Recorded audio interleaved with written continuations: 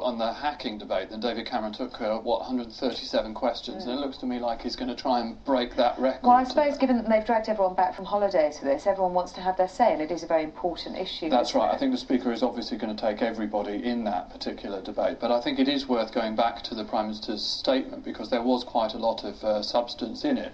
I mean, you've pointed out the fact that he basically made an acknowledgement, or passed on an acknowledgement, really, from the police, that they got it wrong in the first few days. They viewed this principally as a public order issue, whereas they should have been cracking down on looting and criminality, and that sent out the wrong signals. There was, as anticipated, financial help for businesses and also for people who've been made homeless by this.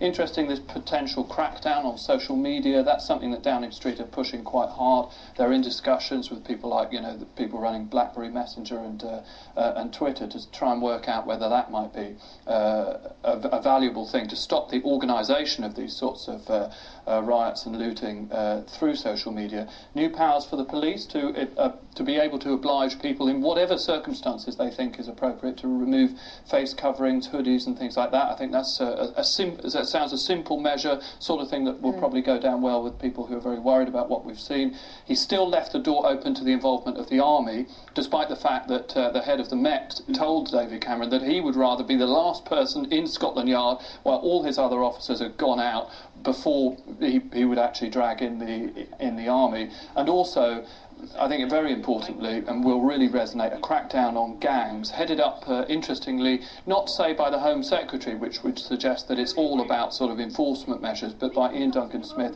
who's done a lot of work in this area. And that would suggest to me that they recognise that you can't just come down, there will be a crackdown, but also you have to be able to offer something positive to some of these mainly young men who are involved in gangs. OK, Joey, for now, thank you.